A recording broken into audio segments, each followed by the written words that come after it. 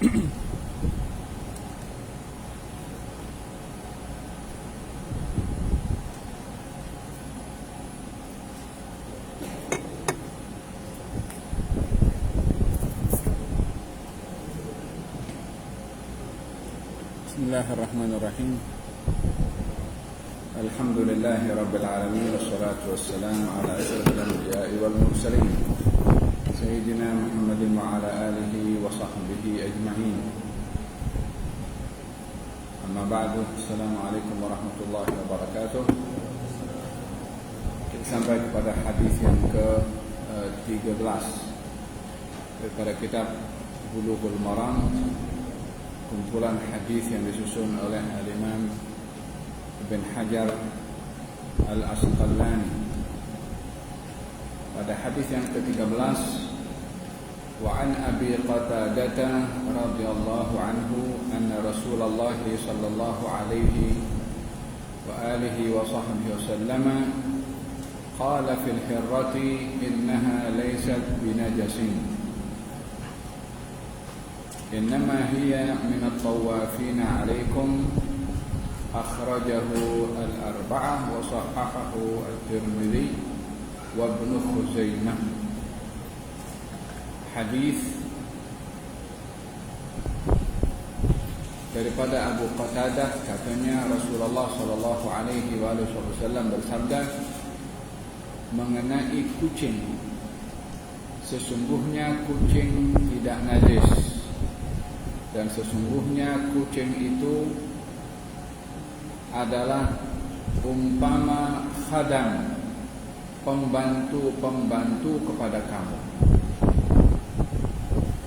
Asbab wurud al-hadis, sebab turunnya hadis ini, sebab hadis ini datang disebabkan oleh kerana satu hari Abu Qatadah ini disediakan bekas berisi air untuk digunakan berwudu atau selainnya. Lalu bekas yang berisi air tadi dihampiri oleh kucing untuk meminum daripada bekas tersebut. Didapati bekas itu agak sukar untuk dicapai oleh kucing, atau kucing itu sukar untuk minum. Maka Abu Qatadah mengambil bekas itu dan menundukkan supaya mudah bagi kucing untuk minum air. Saat bekas itu direndahkan untuk diminum oleh kucing, dilihat oleh anak saudara Abu Qatadah, merasa hairan bagaimana memberikan air yang diperuntukkan untuk berwudu bagi Abu Qatadah lalu diminumkan kepada seekor kucing, karena bekas daripada minuman atau lidah yang mengambil air daripada bekas tersebut disangka najis, sehingga khawatir berwudu dengan air yang bercampur dengan najis. Su'rul hirrah, su'rul hirrah itu bekas jilatan kucing pada bekas atau pada air. Maka barulah Abu Qatadah melihat kepada anak saudaranya yang merasa hairan dengan mengatakan bahwasanya kucing itu tidak najis dan kucing itu umpama pembantu kepada kamu. Maksud daripada kucing umpama pembantu, ini hadis ada beberapa riwayat, ada tawafin wa tawafat. Tawafin asal kata bahasanya tawaf, itu orang yang berkeliling. Tawaf, orang berkeliling. Dan kebiasaan di rumah ini yang berkeliling, yang keluar masuk, itu adalah khadam, pembantu. Kadang-kadang pergi dapur, kadang-kadang pergi depan, kadang-kadang pergi tuang tengah. Pasal dia banyak kerja, nak bersihkan depan, bersihkan belakang. Kucing ini oleh kerana dia pusing macam tu, terkadang pergi depan, pergi belakang, namanya kucing. Maka ditashbih, diberi perumpamaan kucing itu umpama pembantu, disebabkan oleh kerana pergerakannya umpama pembantu di rumah yang bergerak ke sana kemari.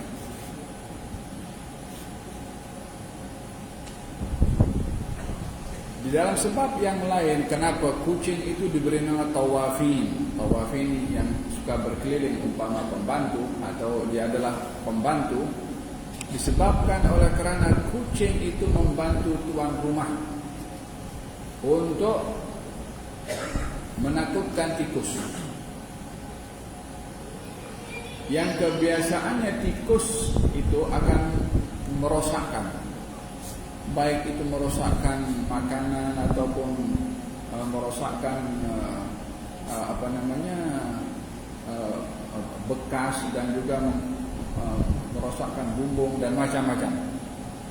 Jadi keberadaan kucing di situ membantu tuan rumah untuk menghalau daripada binatang-binatang yang lain yang boleh mengganggu seperti tikus dan seumpamanya.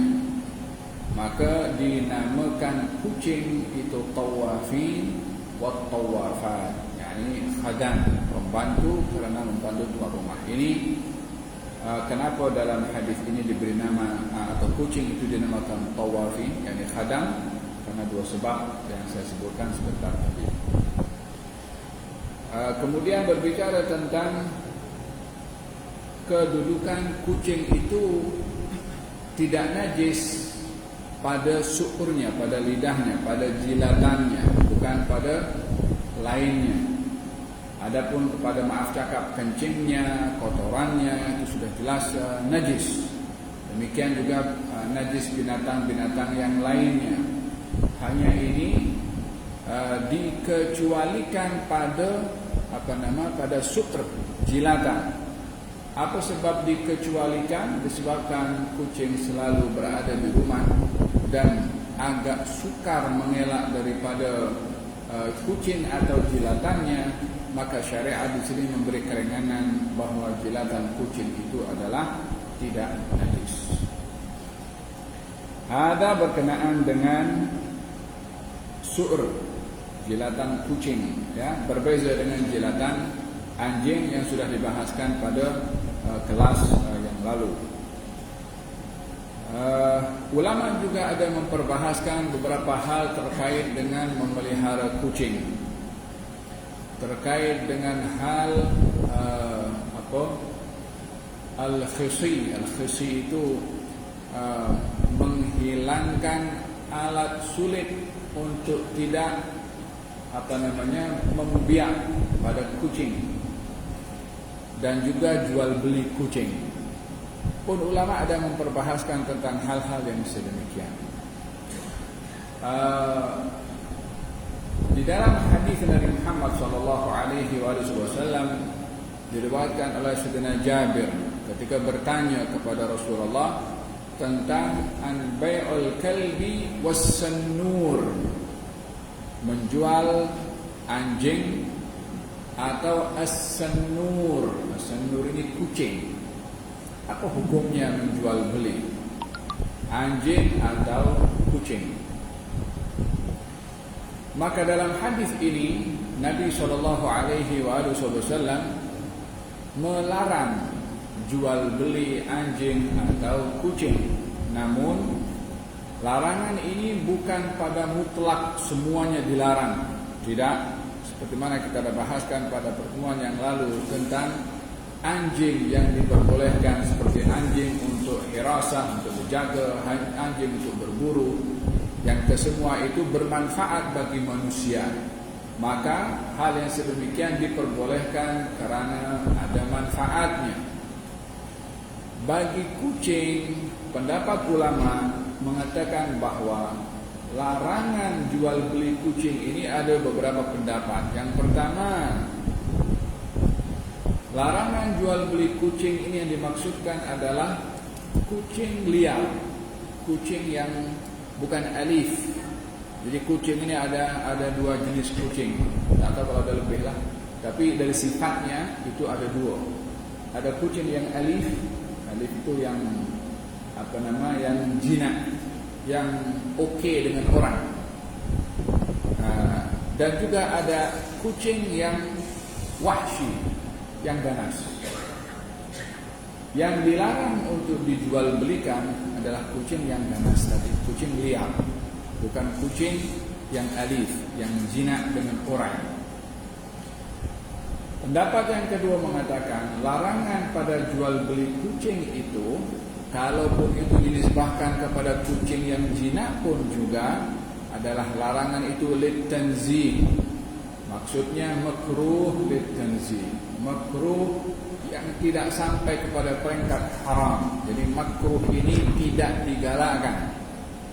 Cuma ada makruh itu at-tanzih. Tanzih itu maksudnya lebih hampir kepada halal, namun tidak tidak sampai kepada peringkat anjuran. Dan ada makruh lit-tahrim. Makruh lit-tahrim ini makruh yang lebih hampir kepada haram.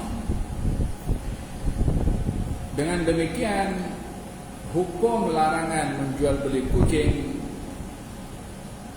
yang pertama, yang mengatakan larangan itu pada kucing liar, kucing yang berbahaya, kucing yang ganas, bukan kucing yang jinak. Yang kedua adalah larangan itu adalah larangan litanzih. Maksudnya makruh litanzih, makruh yang lebih hampir kepada harus. Al-Imam An-Nawawi dalam kitabnya ada menyebutkan bahwa menjual beli kucing itu hukumnya harus. Lebih-lebih lagi kalau ia memberi manfaat kepada orang yang membeli kucing. Apa manfaatnya? Ya seperti tadi itulah untuk menjaga rumah daripada tikus dan seumpamanya. Jadi sedikit banyak ada manfaat. Kalaupun hanya kegunaan untuk di rumah sahaja, maka dalam hal ini tidak keluar daripada hukum harus atau mubah, selagi mana pada jual beli kucing itu tidak ada pembaziran. Pembaziran dimaksudkan adalah yang banyak berlakulah di zaman sekarang ini, kucing sampai harganya cukup mahal. Maka dalam hal ini bila pembelian itu sampai kepada peringkat pembaziran, maka hukumnya adalah tidak diperbolehkan atau haram disebabkan pembazirannya, bukan jual beli kucingnya. Dasar atau asas pada jual beli kucing itu hukumnya harus, kecuali bila melibatkan pembaziran, karena pembaziran itu hukumnya haram. Innal mubadzirina kanu ikhwana syayatin. Sesungguhnya orang-orang yang suka membazir ini adalah saudara-saudaranya syaitan. Demikian dalam Al-Quran Al-Karim. Maksudnya menyerupai perbuatan yang tidak disenangi oleh Allah dan perbuatan yang disenangi oleh syaitan. Sifat pembaziran. Nah, hada berkenaan dengan jual beli kucing, ya. Berbicara tentang hukum khusy, kadang-kadang digunakan untuk memotong, menghalang berterusannya an-nasl, turun-temurun pada kucing atau binatang-binatang yang lain, yang pun juga sekarang banyak dilakukan juga oleh orang. Ada beberapa penjelasan, ya, ulama. Yang pertama mengenai hukum bahasa Melayu itu, kalau kebiri bukan? Memandulkan, ya, membarakallahu. Bahasa Arabnya khusy. Kalau dalam bahasa kita namanya kebiri. Maksudnya memandulkan, ya, untuk memandulkan. Menurut Al-Imam Abu Hanifah dan pengikutnya bahwa di dalam memandulkan binatang ini yang diperbolehkan adalah kepada binatang-binatang ternak seperti kambing. Disebabkan menurut mereka dan juga kajian yang dibuat satu dahulu bahwasanya kambing kalau dimandulkan di masa kecil itu akan bertukar dari kesehatan yang menjadi lebih sehat dan lebih berisi tubuh badannya. Maka oleh karena fungsi daripada kambing ini untuk manusia, manfaatnya kembali kepada manusia, maka dalam hal ini boleh untuk memandulkan kambing dengan syarat tidak menyakiti kepada kambing itu sendiri. Ini kepada binatang-binatang yang bermanfaat untuk manusia, bermanfaat untuk manusia seperti kambing dan seumpamanya. Termasuk yang mengatakan boleh memandulkan kambing dan binatang-binatang ternak adalah al-Imam atau pendapat Imam Malik dan juga al-Imam Abu Hanifah, juga Imam Ahmad bin Hanbal dan juga al-Imam Asy-Syafi'i. Hanya dalam mazhab Imam Syafi'i dibezakan memandulkan binatang ternak dengan memandulkan selain daripada binatang ternak. Selain daripada binatang ternak tidak boleh untuk dimandulkan. Termasuk kucing dalam hal ini, melainkan bila sabit adanya mudarrah. Bila sabit adanya mudarrah, maka dalam hal ini mengelak daripada kemudaratan itu berlaku, maka diperbolehkan bila sabit adanya kemudaratan. Naam, hada berkenaan dalam hadis Nabi Muhammad sallallahu alaihi wasallam, beliau bersabda daripada Abdullah bin Umar, katanya naha an khisa'il khayli wal bahaim. Baginda Rasulullah melarang untuk memandulkan semua binatang termasuk al-khayl, kuda, dan juga bahaim, binatang ternak.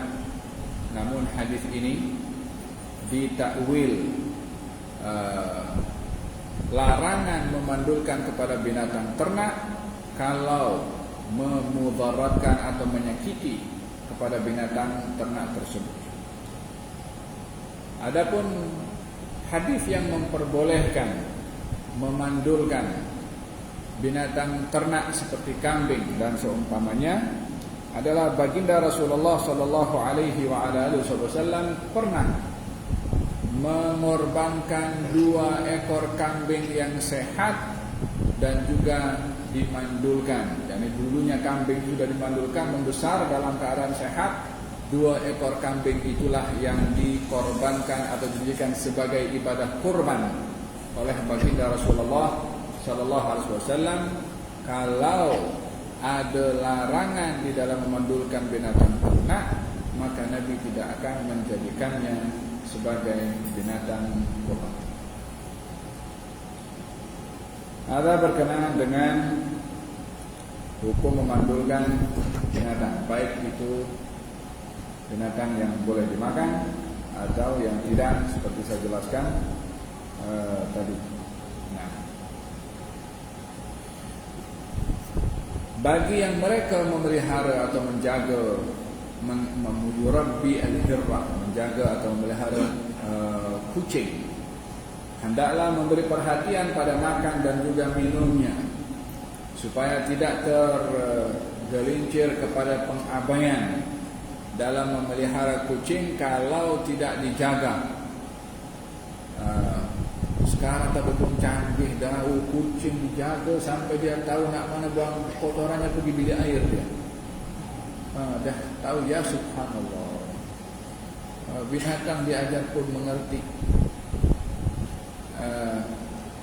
Wa fil hadis dinyatakan baginda Rasulullah bersabda, ada seorang perempuan diadab oleh Allah Subhanahu wa taala walaupun dia berpuasa dan juga salat, disebabkan oleh kerana mempunyai seekor kucing yang tidak diberi makan. Di sini sebelum adanya agensi hak-hak melindungi binatang, Rasulullah sallallahu alaihi wasallam pun sudah menyentuh tentang hukukul hayawanat, hak perlindungan kepada binatang. Kalau nak bela, bersedia untuk memberi nafkah. Ya, yang diberi nafkah itu bukan hanya anak isteri, tapi kucing pun kalau dibela dia menjadi keluarga yang wajib diberi nafkah. Ayah, bukan aku yang lahirkan? Iyalah, siapa suruh pelihara kalau tak nak bagi makan? Nak pelihara kena bagi makan. Kalau tak nak bagi makan, jangan pelihara, biar dia jadi makan sendiri. Oleh hada dikatakan kepada baginda Rasulullah, ya Rasulullah, seorang perempuan, dia ahli berpuasa, ahli beribadah, salat, tapi dia memelihara kucing dan tidak diberi makan. Apa hukumnya? Kata baginda Rasulullah, hiya finnar, dia di neraka, kata Nabi SAW. Kenapa tidak dibiarkan kucing itu untuk makan daripada apa yang disediakan oleh Allah di atas muka bumi ini? Kalau dia tak boleh bagi makan, dia cari makan sendiri. Tapi diikat, tidak diberi makan. Itu pintu tak boleh dimakan. Diletakkan dalam kotak dikunci. Lagi-lagi kalau dia bermusafir, dia pergi keluar, terlupa kucing ada dalam, kena kunci, tak diberi makan. La haula wala quwwata illa billah. Ada berkenaan dengan memelihara kucing, membeli kucing ataupun memberi nafkah kepada kucing, dan hukum su'ur, jilatan kucing. Hadis yang ke-14.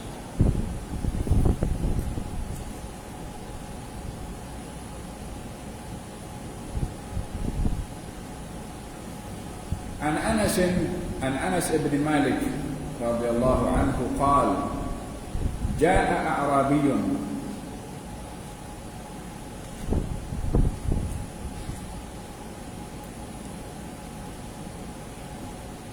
فبال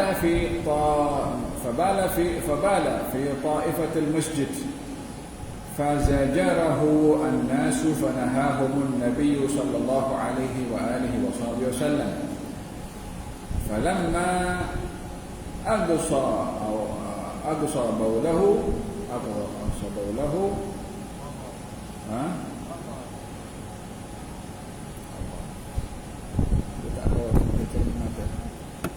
فلما apa sih tulisannya?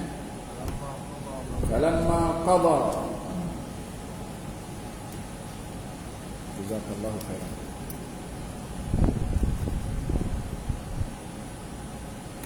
فلما قضى بوله أمر النبي صلى الله عليه وآله وسلم بذنوب من ماء فأهريق عليه متفق عليه. Daripada Anas bin Malik radhiyallahu anhu, katanya seorang badui datang daripada dusun, fabala fi ta'ifatin minal masjid, maaf cakap, buang air kecil di sudut masjid Nabi. Maka para sahabat ingin menghalangnya, namun Nabi menghalang mereka. Ketika badui tadi selesai daripada buang air kecilnya, baginda Rasulullah memerintahkan dengan sebaldi air, di janubin minal ma', baldi diisi dengan air, fa'uhriqa, lalu dituangkan pada tempat najis tersebut. Hadis muttafaqun alaih. Hadis diriwayatkan oleh Imam Bukhari dan juga Imam Muslim. Hadis ini memberitahukan kepada kita beberapa faedah. Yang pertama, bahwasanya kotoran manusia atau kencing manusia adalah hukumnya najis. Oleh sebab itu ketika badui tadi buang air kecil, diperintahkan oleh Nabi untuk membersihkannya atau menyiramnya dengan air. Dan menyiram dengan air di sini adalah mesti dipastikan air itu melebihi daripada jumlah atau daripada banyaknya najis itu sendiri. Kalau najisnya itu banyak, jangan dituang dengan air hanya secawan saja. Oleh sebab itu bizanubin, zanubin sebaldi daripada air untuk dituangkan. Disuruh dituangkan di situ supaya air itu menyeluruh daripada seluruh kawasan yang terkena najis. Masjid Nabi dahulu terbuat atau dasarnya itu tanah, sehingga dengan dituangkan air dia akan diserap oleh tanah. Sebahagian ada mengatakan kalau tanahnya itu keras, karena dituangkan tanah di atasnya setelah dituangkan air. Tapi kalau tanahnya itu rakhwah, yakni boleh menyerap, maka cukup dituangkan air menyeluruh kepada seluruh kawasan yang terkena najis, dan bila diserap oleh tanah dan sampai kering, maka kembalilah tempat itu menjadi suci. Menjadi pembahasan ulama kalau najis itu tidak dituangkan air dan kering begitu saja, baik itu kerana panas matahari atau kerana angin, maka lama-lama najis pun juga akan kering juga. Ya, dalam mazhab kita, najis yang tidak dibersihkan dengan air kekal tempat itu akan menjadi najis, namanya najis hukmi. Hukumnya najis, walaupun tak ada wujudnya. Sebagian mengatakan tidak, salah satu wasilah selain daripada air untuk membersihkan najis adalah panasnya matahari atau angin yang mengeringkan kepada najis sehingga tidak ada lagi sifat-sifat najis itu, maka bertukarlah tempat itu menjadi tempat yang suci. Walaupun pendapat yang kuat adalah mesti wajib dibersihkan dengan air, karena hanya air yang boleh menghilangkan atau mengangkat najis.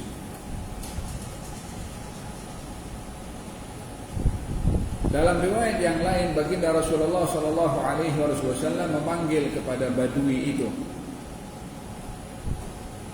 dan menegurnya dan mengatakan bahwasanya masjid ini tidak boleh kamu lakukan seperti yang kamu buat tadi, tapi ini adalah untuk berzikir kepada Allah, membesarkan Allah, dan juga untuk belajar atau membaca Al-Quranul Karim. Maka badui itu mengatakan, aku tak akan mengulangnya sekali lagi. Baik, dalam hadis ini ada beberapa hal juga yang perlu kita ambil. Yang pertama adalah hukum najis atau kencing manusia itu adalah hukumnya najis.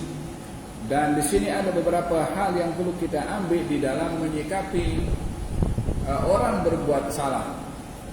Badui tadi ketika masuk dalam masjid, dia buang air kecil di sudut masjid. Ini juga diambil ibrah bahawa kalau masjid itu besar, biarlah ada kawasan-kawasan yang dekat strategik untuk orang kalau dah tak tertahankan, ada tempat yang mudah untuk dia pergi. Jangan sampai masjidnya itu luas macam yang bilang bilik airnya ada 0,5 kilometer. Tak sempat orang nak pergi masjid. Lebih-lebih kalau orang sudah berumur. Baik kalau disediakan bilik air khas untuk orang-orang berusia khususnya. Bila dalam keadaan emergensi, maka ada tempat khusus untuk mereka supaya tidak mengotori masjid. Supaya tidak mengotori masjid. Ini dikatakan badui tadi tak tertahankan dah. Daripada dia tak tahu nak bagaimana, kebiasaan dia kalau nak pergi buang air kecil dah menjauh sikit dia daripada orang. So dia menjauh sikit pergi sudut masjid, orang di sini. Jadi orang tetap nampak jugalah. Ketika badui itu melakukan hal yang sedemikian, sahabat ini bangkit ingin menghalang badui itu. Maka dilarang oleh Nabi SAW. Biarkan dulu. Di sini kita mengambil pengajaran bahwa tidak boleh mencegah kemungkaran dengan cara yang mungkar. Badui tadi berbuat kemungkaran, menghardiknya atau mengasari kepadanya pun juga perbuatan yang mungkar. Maka Nabi di sini menegur kepada para sahabat untuk tidak mengasari kepada badui itu supaya tidak menolak mungkar dengan cara yang mungkar. Yang ketiga, mengambil ibrah daripada hadis ini juga kenapa Nabi melarang sahabat untuk mengerasi atau mengasari kepada badui itu, disebabkan oleh kerana bila ini ad-dararul akbar yudfa'u bil-dararil asghar. Bahaya yang lebih besar dan lebih banyak boleh ditolak atau mesti ditolak walaupun dengan bahaya tetapi yang kecil. Hal yang mudarat kalau besar, kalau mesti ditolak dengan kemudaratan juga, biarlah kemudaratan yang kecil. Menggunakan kemudaratan yang kecil untuk menolak mudarat yang besar. Badui tadi yang sedang buang air kecil, kalau sahabat pergi dan halang atau usir atau kasari, apa yang berlaku kepada badui itu? Susahlah dah buang air kecil, nak tahan itu tak keluar. Apa yang akan berlaku? Kalau dia tahan akan datang penyakit kepada badui itu. Kalau tak tertahankan akan terkikir ke mana-mana, itu najis. Mungkin kena pakaiannya, mungkin kena badannya, mungkin kena tempat-tempat yang lain lagi. Oleh kerana khawatir berlaku kemudaratan yang lebih banyak, lebih besar, maka Nabi menghalang kepada para sahabat untuk menghentikan badui tadi daripada buang air kecilnya. Yang keempat, dilihat bagaimana akhlak Nabi SAW kepada badui tadi yang jahil, yang tidak tahu. Diajar, diberitahu supaya bertukar daripada jahil menjadi alim, daripada tak tahu menjadi tahu. Badui tadi kalau tahu tak akan buat benda itu. Badui tadi buat sebab dia tak tahu kalau itu salah, jadi dia buat. Ketika dia buat karena dia tak tahu, dan sahabat menghalang, dihalang oleh Nabi sampai selesai, badui itu dipanggil oleh baginda Rasulullah dan diberitahukan ini masjid adalah untuk ibadah, salat, zikir dan baca Quran. Yang kamu buat tadi tidak diperbolehkan. Maka badui tadi mengatakan, aku tak akan mengulanginya sekali lagi. Tapi badui itu nampak kepada sahabat yang ada di hadapan Nabi, yang belum diberitahu hikmahnya kenapa oleh baginda Rasulullah. Sahabat tadi geram kepada badui itu. Badui itu pun juga geram kepada sahabat. Apa pasal kau marah-marah pada aku? Karena sahabat tadi, karena badui tadi tak tahu kalau yang dia buat itu adalah satu hal kesalahan besar. Ketika badui itu melihat sahabat marah kepadanya tanpa badui merasa bersalah kepada mereka, maka badui pun balas juga marah kepada sahabat. Setelah diberitahu oleh Nabi apa salahnya, barulah badui itu sedar.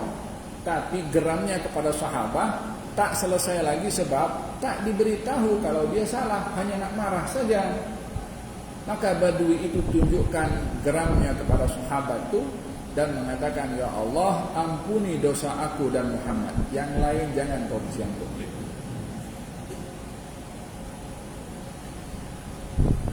Ya, hadis ini sedikit banyak memberikan penjelasan kepada kita bagaimana menyikapi orang yang tak tahu. Kekasaran dalam sikap akan mengundang reaksi lebih kasar daripada orang yang kita kasar. Maka nalinu fi syai'in illa zana, kata baginda Rasulullah. Tidaklah digunakan kelembutan itu ke atas sesuatu kecuali akan memenanginya, yakni akan meraih kejayaan. Dan tidak digunakan kekasaran kepada sesuatu kecuali akan memburukkan. Jadi di sini ada fiqhud da'wah, ada fiqh dalam berdakwah. Karena kita mengenal pasti cara apa yang perlu kita ambil dalam menyampaikan kebenaran, dalam berdakwah. Selektif di dalam memilih cara di dalam menyampaikan. Oleh sebab yang demikian, kita melihat daripada akhlaknya Rasulullah SAW menyikapi kepada orang yang tidak tahu. Di dalam hadis Nabi Muhammad SAW ketika beliau salat, lalu kemudian ada orang yang bersin, ya, kemudian badui di belakang, ya, alhamdulillah, ya rahmatullah. Dijawablah, ya alhamdulillah, ya rahmatullah. Kata sahabat yang ada salat di belakang juga memberikan isyarat kepada badui tadi supaya dalam salat itu diam. Maka sahabat pukul pahanya memberikan isyarat, jangan bercakap. Badui itu mengatakan, kenapa kau lain macam dengan aku, pun cakap juga di dalam salat. Kata badui itu selesai daripada salat, Nabi panggil aku dan tegur aku tanpa memarahi kepada aku. Diajar, ditegur, dinasihat, diberitahu oleh baginda Rasulullah Sallallahu Alaihi Wasallam, sehingga badui tadi daripada orang yang jahil menjadi orang yang alim.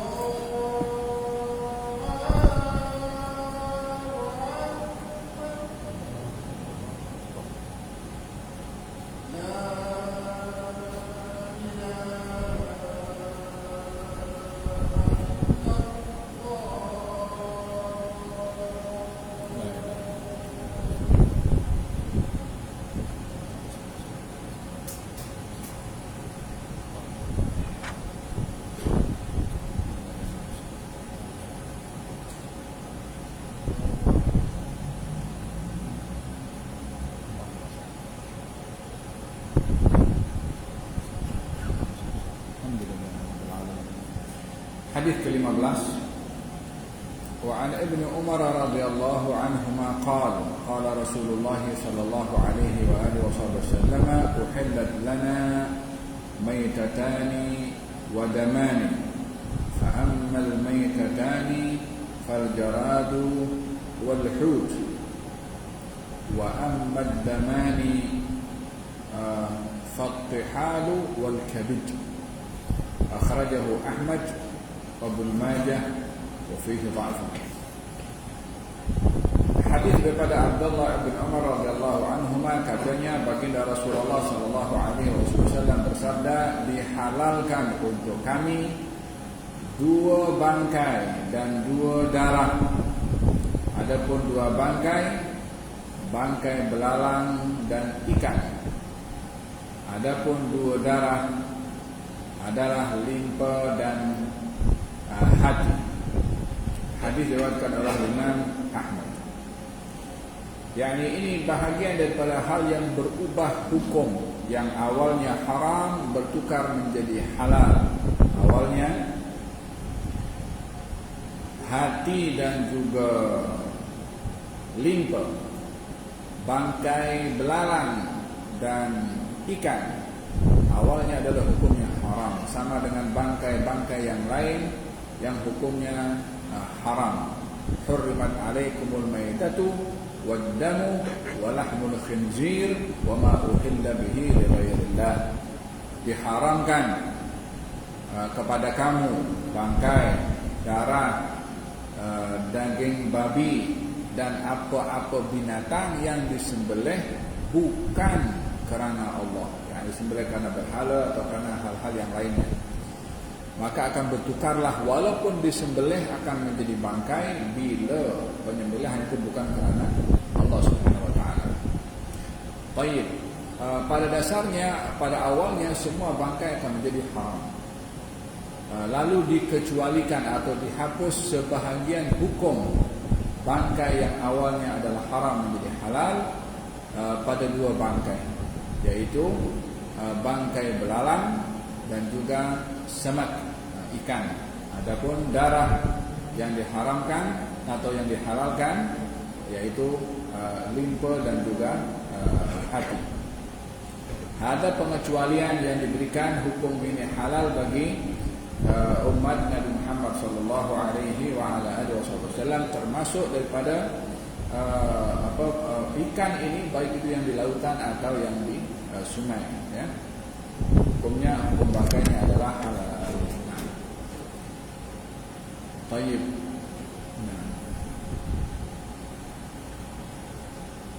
Menjadi pembahasan ulama berkenaan dengan binatang-binatang yang mempunyai nama agak sama dengan binatang di darat, seperti anjing laut atau babi laut.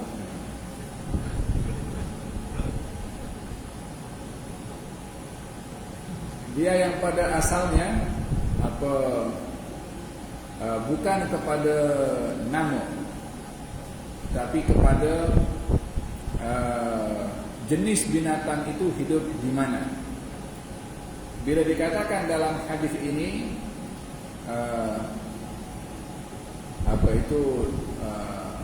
dihalalkan untuk kami binatang atau bangkai, yaitu belalang atau belalang. Kita mungkin di sini tak makan, ya. Di sini mungkin tak ada makan belalang, tapi kalau tempat lain orang makan belalang macam keripik, macam apa itu chipsi, kan? Di negara-negara tertentu belalang itu digoreng. Jangan try saja. Mungkin tak biasa. Ada beberapa makanan yang macam maaf cakap itu biawak, ya, biawak. Pernah di Madinah dahulu baginda Rasulullah dihidangkan biawak. Nabi tak makan, walaupun biawak itu halal, boleh dimakan. Kemudian kata sahabat, kenapa tidak makan wahai Rasulullah? Kata Nabi, binatang ini tidak familiar di negeri kami dulu. Karena di Mekah tak ada orang makan biawak.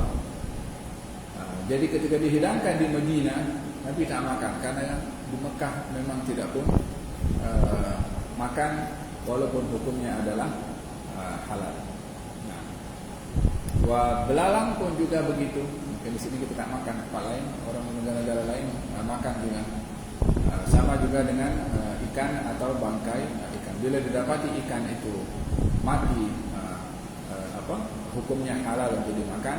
Termasuk juga anjing laut, walaupun namanya anjing laut ya, kalau anjing darat hukumnya jelas najis dan tak boleh untuk dimakan. Tapi yang hidup di laut apapun juga namanya, hukumnya sama dengan binatang lautan.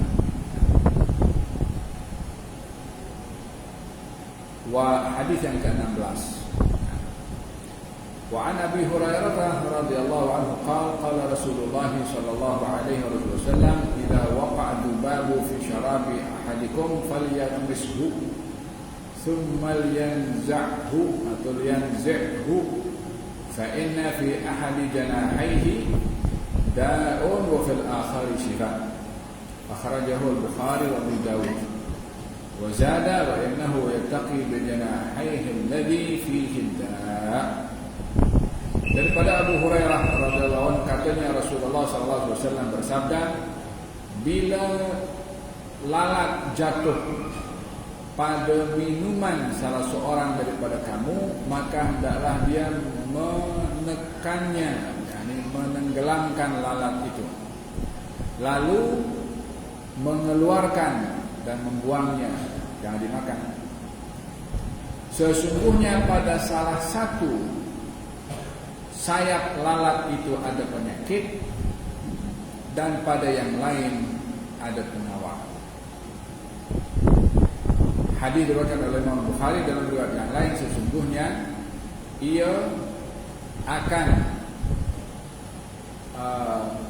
menjaga dengan sayapnya penawar, yakni akan menggunakan penawar pada sayapnya daripada penyakit yang juga ada pada sayapnya. Yakni pada sayap lalat ini ada penyakit dan juga ada racun dan juga ada penawar pada racun tersebut. Yakni racun pada lalat ini, penawarnya ada pada badan lalat itu sendiri, pada sayap lalat itu sendiri. Oleh sebab yang demikian, membunuh kepada lalat itu diperbolehkan karena ada penyakitnya, ada bahayanya di situ. Hadis ini tidaklah dilihat, takkan lalat masuk dalam air sini nak ditelan pula dan buang saja, ambil air baru. Dia bukan sesimpel itu untuk kita berbicara tentang hukum sehingga dilihat sepele seperti itu, tidak. Tetapi ini menyentuh tentang beberapa hal perkara penting. Yang pertama, penjelasan Nabi yang mengatakan lalat itu ada racun dan juga ada penawar, itu yang perlu untuk dikaji dan untuk hayati bagaimana Rasulullah bersabda tentang makhluk kecil yang diberitahu di situ ada penyakit, ada racun dan juga ada penawar pada saat kondisi zaman yang tidak ada alat untuk dapat mengkaji ke semua itu. Tidak ada lab yang untuk dapat memberitahu hakikat apa yang disampaikan oleh Nabi tadi, kecuali 100 tahun ini yang dapat dibuktikan. Saya ingat dalam 1800 lebih lah, penghujung abad ke-19, di mana saintis daripada Belgika, daripada Germany, daripada Britain pun juga membuat satu kajian dan membuktikan kalau memang pada lalat ini ada racun pada salah satu sayapnya dan juga ada penawar. Yang dimasukkan dalam lab, masukkan dalam satu kamera besar, jadi lalat kecil itu kalau di syuting dia macam sebesar masjid ni. Boleh jelas clear semua anggota lalat, dan didapati di situ apa yang dikatakan oleh Nabi betul. Tapi tak semua yang beriman. Nah, tengok macam mana mahalnya hidayah. Walaupun benda itu kalau secara logik macam mana mustahil, secara akal ini orang hidup di zaman itu boleh tahu dalam lalat ada penyakit dan juga ada penawar. boleh, kecuali orang super istimewa. Macam mana Nabi boleh tahu kalau bukan hanya wahyu dari Allah yang menciptakan lalat? Ya, yang perlu kita ambil pengajaran juga di sini, Nabi suruh celup supaya racun itu dapat dihilangkan dengan penawarnya. Yang kedua, Nabi mengatakan falyanzi'hu, buanglah lalat itu. Kalimat buanglah pada lalat adalah larangan untuk makan lalat. Tsumma yanzi'hu. Nah, baik, hada berbicara tentang hukum lalat. Jadi lalat ini kalau masuk ke dalam air, selagi dia masih kalau lalat masuk ke dalam air dan dicelupkan di situ, diangkat, airnya itu boleh untuk diminum. Airnya itu suci. Jadi bila digunakan untuk minum ataupun bersuci pun hukumnya lalat itu tidak menajiskan air. Diambil atau hikmah atau kesimpulan oleh ahli fiqh bahwa binatang yang tidak mempunyai darah yang mengalir pada tubuh badannya, maka bangkai binatang itu kalau jatuh pada air itu tetap suci walaupun binatang itu mati dalam air tersebut. Lalat bila mati di dalam air, lalat ini adalah binatang yang tak mempunyai darah yang mengalir pada tubuhnya, maka hukum air itu suci. Adapun lalat itu tetap bangkai, tetap ianya adalah najis, hanya dikecualikan pada air dengan dasar kalau ia najis pada hakikatnya, Nabi tak perlu nak suruh celupkan pada lalat tersebut yang boleh mematikan kepada lalat kalau celupkan ke dalam air. Namun Nabi suruh celupkan juga menunjukkan bahwasanya bangkai lalat itu tidak menajiskan pada air, atau dikecualikan bangkai lalat itu yang zatnya adalah najis dikecualikan pada air dan tidak dikecualikan pada pakaian atau tempat. Macam mana tadi dikecualikan dalam pakaian dan tempat? Yakni kalau orang sholat dalam poketnya ada bangkai lalat, maka sholatnya tidak sah. Apa sebabnya? Dia membawa najis. Apa itu najisnya? Bangkai lalat. Bangkai lalat dikecualikan? Ya, pada air, bukan pada pakaian. Jadi ada najis yang dikecualikan pada air, bukan pada pakaian. Ada najis yang dikecualikan pada pakaian, bukan pada air. Ada najis yang dikecualikan, yang dimaafkanlah, kecualikan maksud maafkan, pada kedua-duanya, pada air dan juga pada pakaian. Darah itu kalau satu titik mengenai kepada pakaian kita, dikecualikan atau dimaafkan, kita masih boleh sholat dengan pakaian walaupun ada najis darah kalau ia sikit. Tapi darah yang sikit itu kalau kena kepada air yang sikit, air itu akan menjadi najis dan tak boleh digunakan untuk apapun juga, karena mesti dibuang. Karena apa? Itu darah dimaafkan pada pakaian, bukan pada air, seperti mana bangkai lalat tadi dimaafkan pada air, bukan pada pakaian. Lalu ada najis yang dikecualikan pada air dan juga pada pakaian. Apa itu? Kalau kita nampak lalat yang terbang hinggap satu bangkai ke, atau darah ke, kemudian dia hinggap kepada kita punya pakaian atau tempat-tempat yang lain. Kesan daripada kaki lalat itu yang membawa najis tak dinampak oleh mata, maka najis itu adalah najis yang dimaafkan baik pada air atau pada pakaian. Ini dalam hukum fiqh ya. Yang terakhir, hadis Nabi Muhammad sallallahu alaihi wasallam, beliau bersabda, an Abi Waqid al-Laythi radhiyallahu anhu qala an-nabiy sallallahu alaihi wasallam ma quti'a min al-bahimati wa hiya hayyatun fa huwa mayyit, akhrajahu Abu Dawud at-Tirmidzi.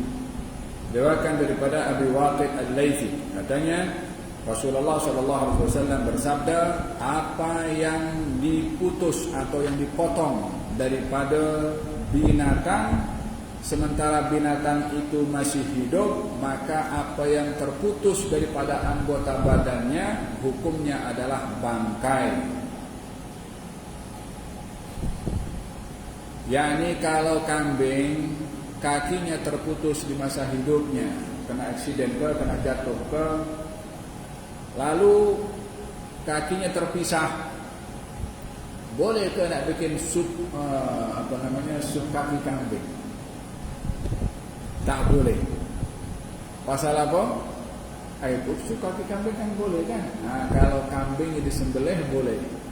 Tapi kalau kakinya terpisah dulu dalam keadaan si kambing itu masih hidup tidak disembelih, maka yang terpisah daripada badan kambing itu sama dengan bangkainya, sama dengan hukum bangkai kambing. Kambing itu bangkainya apa? Najis, maka yang terpisah daripada anggota badannya semasa hidupnya sama dengan hukum bangkainya. Berbeza dengan ikan. Kalau orang dia tangkap ikan, ternyata dah dapat ikan, dia dapat sayapnya terputus, badannya masuk dari ke dalam air. Apa hukum sayap ikan yang kita dapat ini? Hukumnya adalah boleh dimakan. Apa sebab? Sebab bangkai ikan hukumnya halal. Maka yang terpisah pun juga daripada ikan pun di masa hidupnya, hukumnya sama dengan bangkainya, yaitu halal untuk dimakan. Dahulu orang Arab suka untuk mengambil lemak, baik itu daripada ekor kambing, diri-diri khususnya, ataupun daripada onta. Itu yang bulatan onta itu lemak, itu dibelah lalu diambil. Nanti belahan itu dia akan berjantung balik lah, karena macam luka, nanti akan tumbuh balik, itu lemak di situ. Atau daripada ekor kambing. Ekor kambing diri khususnya itu adalah tebal bagian belakang, itu dibelah, diambil lemaknya, nanti kulit akan berjantung balik. Dahulu orang Arab berbuat demikian. Oleh kerana itu adalah menyakiti kepada binatang.